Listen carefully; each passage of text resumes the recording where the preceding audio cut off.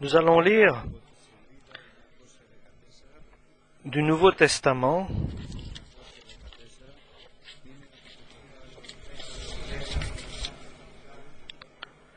Luc chapitre 10 et verset 23.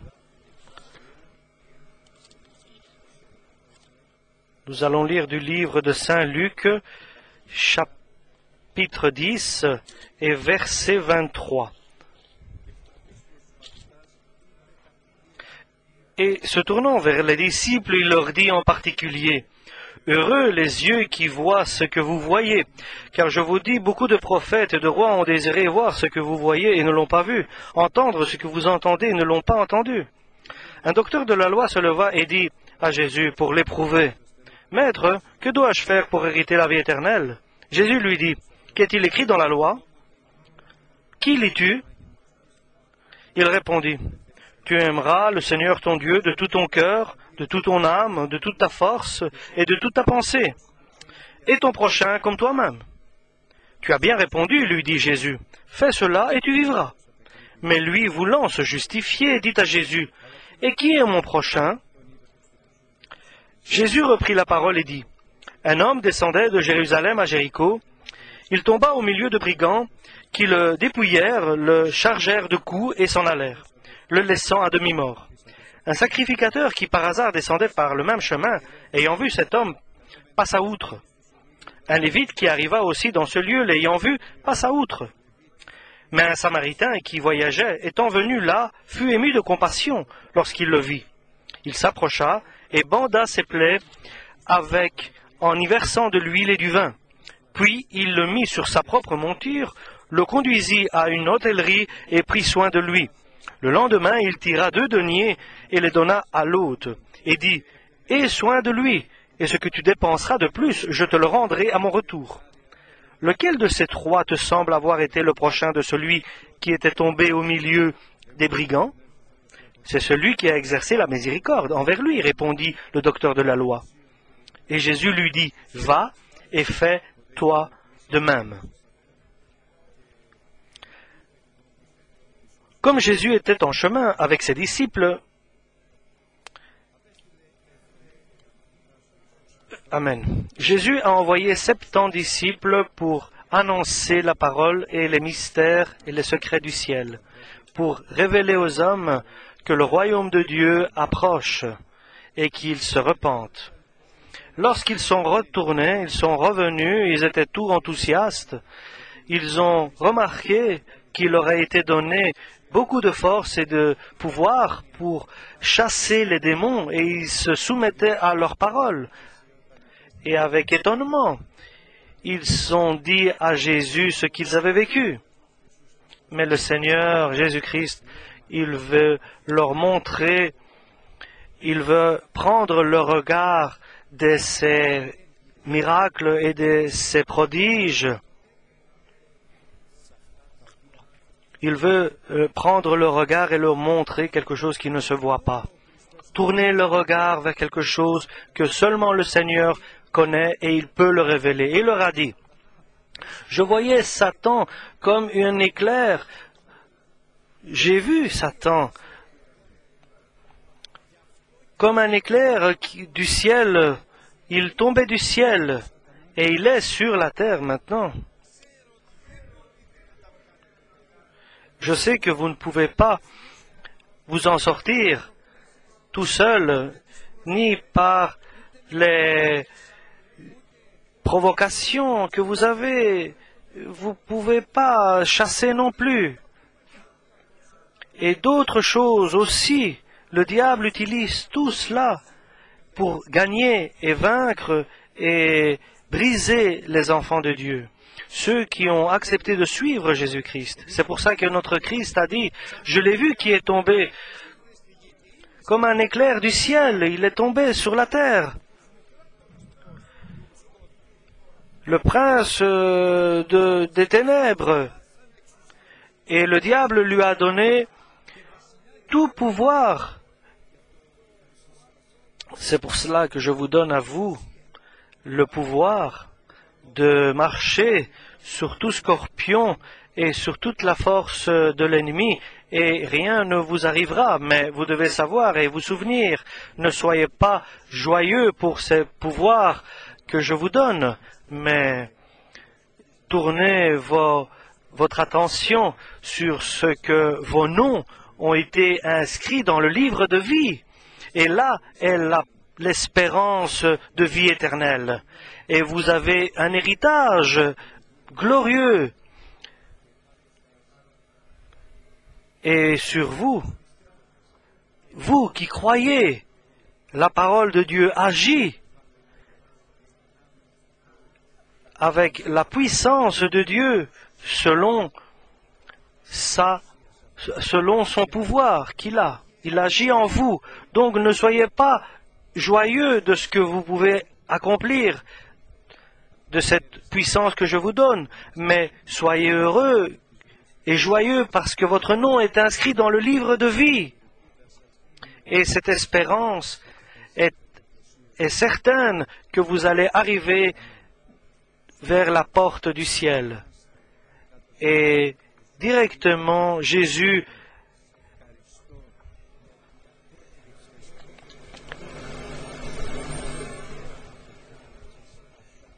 était heureux à cet instant parce qu'il disait à son Père, « Je suis heureux, Père, que tu n'aies pas révélé cela à des grands de ce monde, mais à des petits. » Et les pharisiens et les docteurs de la loi écoutaient ces paroles. Et ils entendaient que Jésus disait des paroles paradoxales et surtout différentes de ce que eux, ils avaient dans leur cœur. Ils entendaient qu'il existe la vie éternelle, le royaume de Dieu, et que tu arriveras seulement en t'efforçant par la petite porte. En entrant par la petite porte, ils entendaient un nouveau enseignement, en dehors de ce qu'ils imaginaient et qu'ils avaient dans leur esprit.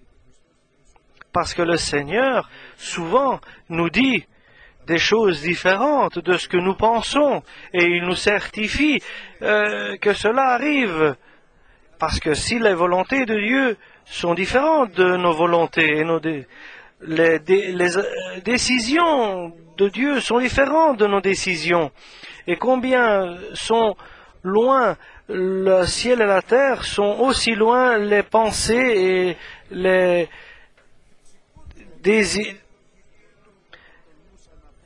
décisions de Dieu. Ici, ce maître de la loi qui étudiait les Écritures, il a eu la sensation d'utiliser l'ironie vers Jésus-Christ. Un nouveau chemin de vie et de bénédiction, quel est-ce? Et donc, le maître de la loi s'approchant de Jésus, et pour l'éprouver, bien sûr, parce qu'il disait que la parole était dure, qui peut l'écouter? Et il lui dit, « Que dois-je faire, selon ton avis, pour que je puisse hériter de la vie éternelle, après tout ce que tu dis là ?» Jésus leur disait, vendez vos biens et donnez-le aux pauvres. Et écoutez comment ici le docteur de la loi écoute ces paroles. Celui qui veut venir derrière moi, avec moi, qu'il s'abandonne et qu'il lève sa croix et qu'il me suive. Comment ces choses vont se réaliser? Et même les disciples étaient dans l'étonnement. Comment est-ce possible, Seigneur, que tout cela se passe et se réalise? Comment il disait, il est très difficile, ceux qui ont la faiblesse pour l'argent aussi, il est difficile pour eux de rentrer dans le royaume de Dieu. Et les disciples étaient aussi étonnés de ces paroles. Et chaque être peut être étonné des paroles de Jésus-Christ. Mais notre Seigneur, s'adressant à ses disciples, il leur a dit, « Il n'y a personne qui va laisser son père ou sa mère, ses frères, ses biens, ses champs, pour moi, et il ne recevra pas, centuple ici sur la terre, s'il le fait. il recevra centuple ici sur la terre. Et si tu entends cela, c'est facile, parce que tu as confiance aux paroles de Jésus. Certainement, avec une condition d'avoir la foi. Tu crois aux paroles de Jésus parce que ce sont des paroles de vie. Et c'est une parole de force, de puissance, mais pour ceux seulement qui le croient. Ce n'est pas facile aux riches, au jeune riche qui lui dit, Jésus lui a dit, vends tout ce que tu as. Et il lui a dit, une chose te manque, donc tu as tout le reste. Il y a une chose qui te manque, il lui avait dit à ce jeune riche. C'est cette chose-là qui l'éloignait du royaume de Dieu. Une chose te manque, vends tout ce que tu as, donne-les aux pauvres et viens derrière moi, suis-moi. Et cela n'est pas facile de la faire, de l'accomplir. Souvent les paroles de Jésus sont dures. Celui qui va manger ma chair et qui va boire mon sang a la vie éternelle. Celui qui mange pas mon corps et mon sang n'a pas la vie éternelle. Ce sont des paroles dures, difficiles. Ils sont durs et difficiles pour ceux qui n'ont pas la compréhension de la parole par le Saint-Esprit. Donc la compréhension, la révélation de la parole. Non, ce n'est pas difficile et dur, ma parole. Ce n'est pas mon corps, mais voici ce qui est mon corps, le pain et le vin. Si tu le crois, et si tu manges mon corps et mon sang, tu bois, tu as la vie éternelle. Ce n'est pas facile de s'abandonner, de renier soi-même. Celui qui ne va pas vivre dans l'obscurité de ce monde, mais il va vivre dans la lumière de ce monde. Ce n'est pas difficile de s'abandonner. Je vais te donner une nouvelle vie, éternelle, bénie et riche et abondante sur la terre, et je vais t'assurer la vie éternelle. Ce n'est pas difficile de s'abandonner, d'abandonner le père, la mère, les biens et les champs. Si tu le fais, tu recevras 100 fois plus. Ce n'est pas difficile de réaliser cela. Seulement, il faut le faire avec la foi. Il faut marcher. Il faut le croire. Il faut croire aux paroles. Il faut avoir confiance aux paroles de Jésus qu'il a dit cela. Et le maître de la loi, bien sûr, où va-t-il trouver cette foi? Comment va-t-il croire et accepter ces paroles de Jésus? Avec sa logique, avec sa connaissance, c'est impossible. Et ses opinions, c'est impossible. Et même avec sa sanctification, il étudiait les Écritures. Et il avait un but dans sa vie, c'est d'enseigner la loi et de l'établir un moyen de vie pour tout le monde, pour tous les Israéliens. Et comment va-t-il accepter les nouvelles paroles que seulement Jésus les annonce dans le Nouveau Testament? Et c'est logique, bien sûr, qu'il aille ironiquement et lui dise « Que devons-nous faire pour hériter la vie éternelle ?» Et c'était bien ce qu'il a demandé, parce que le Seigneur va lui expliquer. Il ne prend pas en compte l'ironie qui était portée contre lui, ou son incrédulité, il ne prend pas cela en considération, mais il reconnaît que l'homme est une chair, et comme une chair, il réfléchit, comme une chair, il se comporte, comme une chair, il juge, et comme une chair, il décide. Il sait que l'homme est comme cela.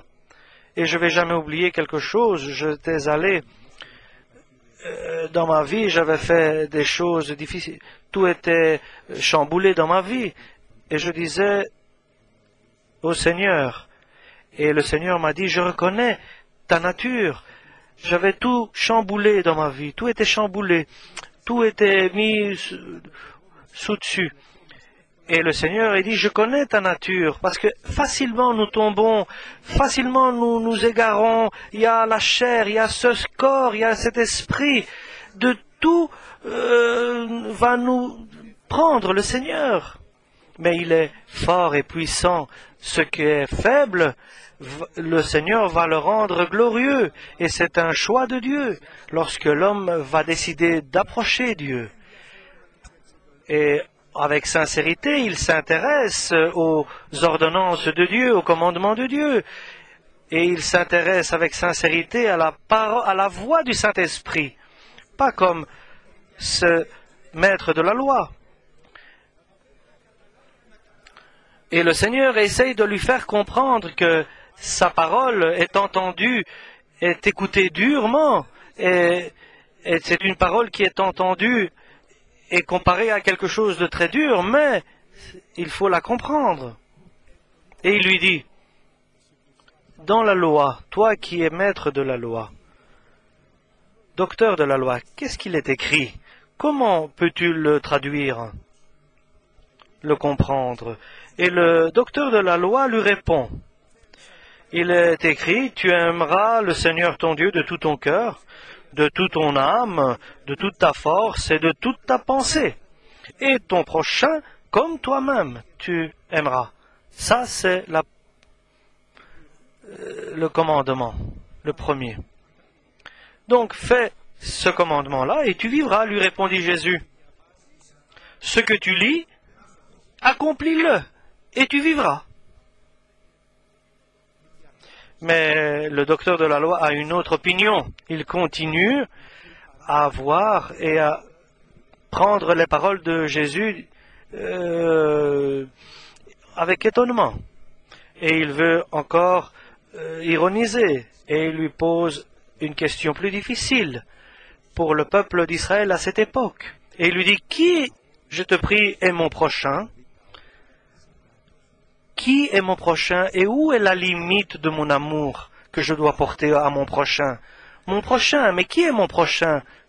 Je te prie, ma femme, mes enfants, ma famille proche, l'Église, les membres de l'Église, ma patrie, les miens. Où commence l'amour et où se termine? Où est la limite? Mes amis, le peuple d'Israël, ceux qui ont été prosélytes, tout le monde entier, tous mes patriotes. Où commence et où finit l'amour? Et chers frères et sœurs, c'est une question qui est dans le cœur de tout le monde. Combien tu l'aimes? Est-ce que tu aimes tous? Qui tous? Toute l'Église. Est-ce que tu aimes toute l'Église? L'Église de Kifissia seulement peut-être? Et de la Grèce aussi? Et les évangélistes? Et les autres pentecôtistes? Et les orthodoxes? Et les catholiques? Et les musulmans? Où commence et où finit cet amour, en fin de compte? Et l'homme ne peut pas donner de réponse. Et s'il donne une réponse, elle ne sera pas exacte.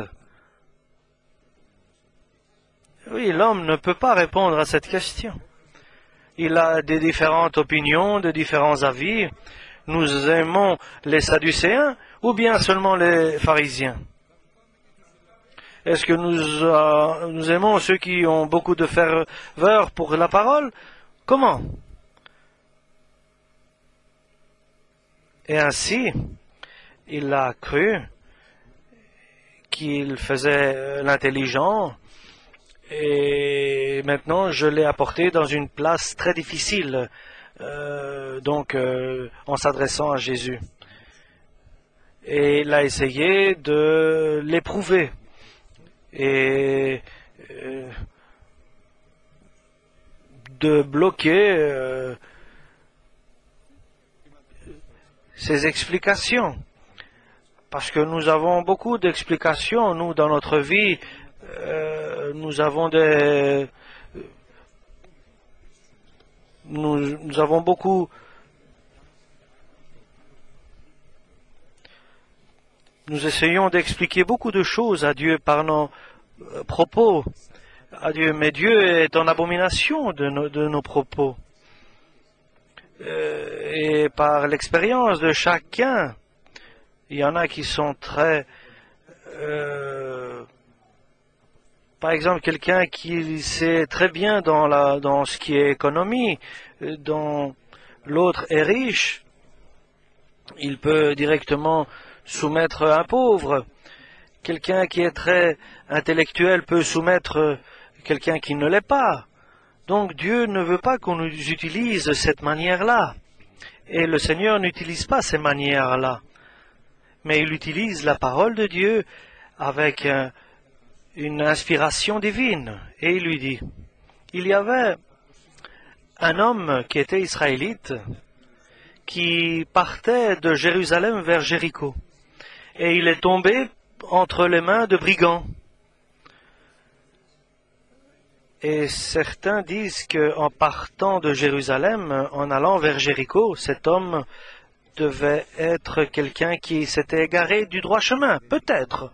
Peut-être oui, peut-être non, mais ce n'est pas le point critique de l'histoire, de cette histoire que le Seigneur décrit ici avec détail. Et n'oublions pas une chose, chers frères et sœurs, qui est le message d'aujourd'hui. Il répond à un homme lequel lui a demandé « Que dois-je faire pour hériter la vie éternelle ?» Et avec sa manière et son ironie, « Que dois-je faire pour hériter la vie éternelle, pour entrer dans le royaume de Dieu ?» Il y était donc quelqu'un qui s'est en allé de Jérusalem pour aller vers Jéricho. Il est tombé sur des brigands qui l'ont blessé et l'ont laissé à demi-mort. Et cela s'est arrivé dans la vie de cet homme qui était parti de Jérusalem. Et dans la vie de cet homme qui est tombé parmi les brigands, oui, on ne sait pas pourquoi, peut-être qu'il y a un sens d'égarement ou d'éloignement de la parole de Dieu, mais il n'a pas fait attention, il n'était pas éveillé, il n'a pas prié, il est tombé dans une épreuve difficile pour lui, dans une épreuve très difficile, il a marché sur le chemin de la mort. Il est tombé sur le chemin de la malédiction. Ça, c'est le chemin. Il t'attrape, il te blesse et il t'abandonne. Ça, c'est le chemin de la malédiction et de la mort. Ce n'est rien d'autre. Ce ne peut pas être quelque chose d'autre. Et maintenant, dans cette situation, Dieu intervient avec sa manière qu'il connaît et il agit souvent. Et de quelle manière je vais sauver le monde du chemin de la mort et de la malédiction qu'il a choisi et qu'il s'est retrouvé sous le pouvoir du diable? Avec de quelle manière je vais sauver cette famille et cet endroit? Je vais envoyer Paul l'apôtre. De quelle manière je vais sauver Cornelius? Je vais envoyer Pierre. De quelle manière je vais envoyer Samarie? Je vais envoyer Philippe. Je vais envoyer les miens. Des personnes choisies. Lequel je vais envoyer cet homme qui est à demi-mort, qui a marché sur le chemin de la mort? Oui, j'ai quelqu'un. Une personne, un sacrificateur qui étudie les paroles divines. C'est quelqu'un qui est soumis à la volonté de Dieu et il est soi-disant qu'il aime Dieu. Il est considéré comme quelqu'un qui aime Dieu. C'est un sacrificateur de Dieu. Ça, c'est son travail. Il ne travaille pas parce qu'il y a la dîme, le 10e du peuple par lequel il vit. Il est au service de Dieu. Il est sacrificateur du Très-Haut. Et Dieu le prend par un hasard. Il conduit ses pas par hasard parce que les pas de chacun sont détenus par Dieu. Et ses pas arrivent devant cet homme à demi-mort par terre. Et au lieu de s'occuper de lui, d'avoir de la compassion pour lui, pour nettoyer ses plaies, ses blessures, et de le sauver. C'est ce que Dieu attend de cette personne, qu'il fait passer près de cet homme qui est par terre. Il le voit et il s'en va. Et cet homme fait un choix. il fait un choix à cet instant. Ou bien, je vais passer par le chemin étroit et par la porte étroite, je vais m'humilier, je vais aider, je vais m'efforcer d'aider et sauver cet homme, ou bien je vais choisir la grande porte, je vais tourner et je vais partir par la grande porte et le grand chemin. Qu'est-ce qu'il va suivre? Qu'est-ce qu'il va choisir, ce sacrificateur? Quel est le chemin, dites-vous, pensez-vous, que le sacrificateur de Dieu va choisir? C'est le chemin du chemin où on fait autre chose, on s'occupe d'autre chose, on a d'autres choses en tête, et c'est ce qu'il a choisi. Et quel est le chemin dont moi j'ai choisi? Et que le chemin que toi tu choisis, il est très important. Parce qu'à cet instant-là, ce sacrificateur laisse le chemin de la vie et de la bénédiction et il choisit le chemin de la mort et de la malédiction. Et quelle serait, vous pensez, quelle va être la suite de sa vie? Autant pour le Lévite et le sacrificateur. Il a choisi le chemin du bon moment, de passer des bons moments, du moment sans avoir des épreuves difficiles. Quelle va être la suite de la vie de chacun? Et souvenez-vous du message. Que dois-je accomplir pour hériter la vie éternelle? Il existe une possibilité que le Lévite et le sacrificateur, qu'ils héritent la vie éternelle en agissant de cette manière, en ne prenant pas compte du chemin étroit et difficile et en choisissant la grande porte et le grand chemin. Comment le voyez-vous? Et comment le voyons-nous pour nous-mêmes, personnellement? Parce que moi, je suis venu ici aujourd'hui pour m'intéresser du royaume de Dieu. Sinon, je serais resté à la maison. J'ai tellement de choses à faire et à accomplir. Et j'ai tellement de choses dans ma tête. Et pourtant, je suis venu ici. Toi, tu as choisi. Toi, tu as pris la décision. Ce n'est personne qui t'a amené ici. Personne t'a forcé de venir, mais tu as choisi. Tu es venu pour écouter les commandements et les décisions de Dieu et de les garder dans ton cœur pour que tu les accomplisses. Et la première chose pour ce chemin, le chemin de la vie et de la bénédiction. Et j'entends cette parole et je le garde dans mon cœur et je pense, oh cet homme, ce sacrificateur, comment est-il arrivé là? Pourtant, il était dans la gloire, dans le service de Dieu, au service de Dieu, dans le temple de Salomon. Il s'est arrivé par une décision, il a abandonné l'abandon de ce demi-mort, cette personne qui était là, et il n'a pas compris son acte. Pauvre homme, que lui est-il arrivé? Et moi, qu'ai-je choisi?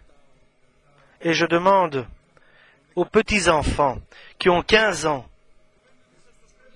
et qui vont à l'école et qui sont confrontés à de mille situations. Un professeur, et l'étudiant connaît sa situation. Quelle va être ta situation, ton choix lorsque tu seras devant ton propre blessé? Ce sera toi là où le Seigneur va te guider pour que tu fasses l'œuvre du Seigneur. Que vas-tu choisir? Le chemin étroit ou le grand chemin?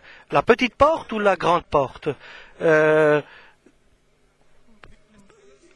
vie sans souci? Ou bien vas-tu choisir le chemin de Jésus-Christ?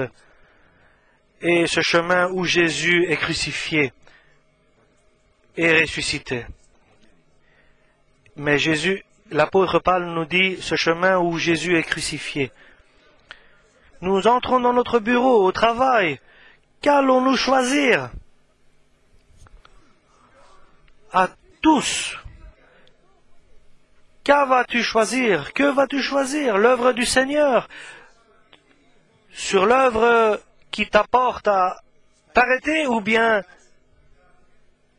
sur le chemin de la convoitise de la chair, la convoitise de l'œil, de ce que tu vois. Et voilà le bon exemple, le Samaritain, étranger. Il était là de passage. Il ne connaissait pas très bien la parole de Dieu, mais il avait une grande compassion en lui. Il y avait en lui la voix de Dieu. Et ce Samaritain approche de ce blessé. Il a eu compassion de lui. Et il a mal en lui de le voir comme cela, par terre. Il compatit avec ses blessures et il a de la peine. Et c'est cela qui le guide vers la volonté de Dieu. Il s'arrête avec sa monture, il lave les blessures en versant de l'huile et du vin pour soulager ses blessures, pour soulager les douleurs.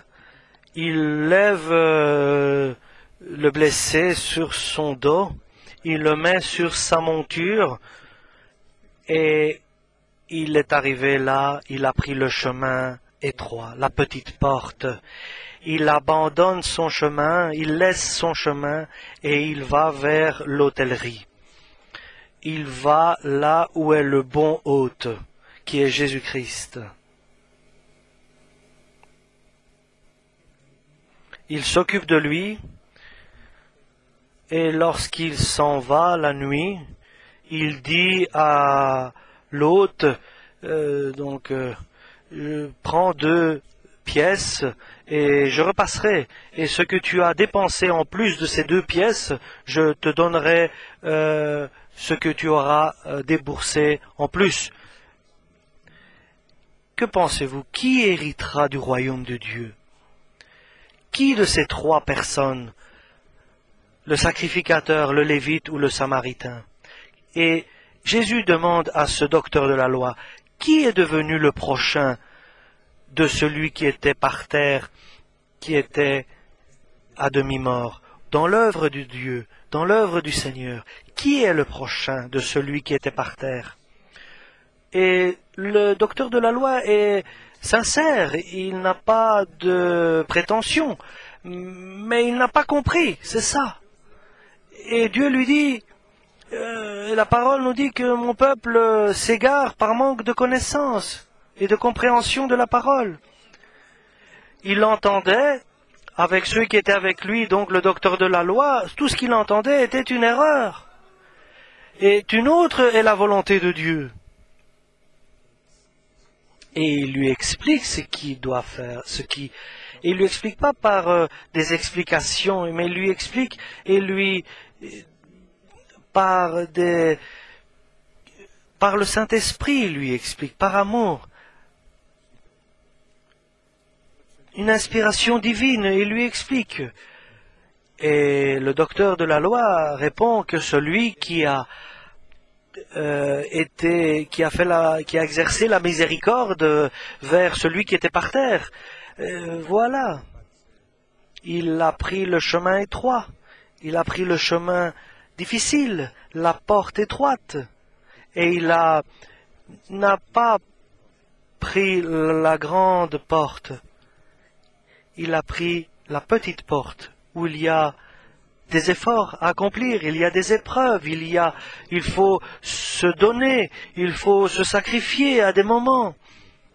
Et c'est un bon choix, chers frères et sœurs, ce qui a été fait par ce Samaritain. Et c'est ce que le Seigneur nous conseille et nous enseigne et nous donne comme exemple. Est-ce que je vais aussi faire cela et je vais réussir? Est-ce que je vais réussir? Seigneur, aide-moi à être comme le Samaritain. Aide-moi un esprit de compréhension et un esprit de volonté et de vouloir accomplir. Donne-moi un esprit, Seigneur, du Christ, l'esprit du Christ, un esprit d'humilité et de connaître et de savoir la volonté de Dieu. Et surtout, donne-moi pour que je puisse être attentif à la parole de Dieu, pour que je puisse discerner, pas les choses de la vue, mais par la foi, discerner les choses, la vérité des choses que je vois. Qui va entrer dans le royaume de Dieu? Qui est devenu proche de celui qui était blessé? Et le maître de la loi répond, celui qui a exercé la miséricorde envers le blessé. Et toi, il lui dit, va et fais de même.